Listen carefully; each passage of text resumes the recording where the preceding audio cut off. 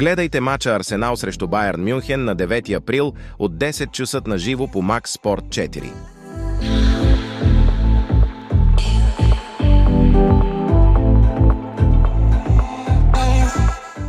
Арсенал идва след победа от 0-3 над Брайтън, която е втора поредна. Като домакини те имат 5 поредни победи. За последно загубиха от Байерн с 1-5 през 2017 година. Байерн Мюнхен претърпя загуба с 3-2 от Хайденхайм, която е втора поредна. Като гости те успяха да запишат 2 победи за последните им 6 мача. От миналите 6 срещи с Арсенал имат 4 победи, 1 равенство и 1 загуба. Базирано на статистиката ни, очакваме победа от Арсенал.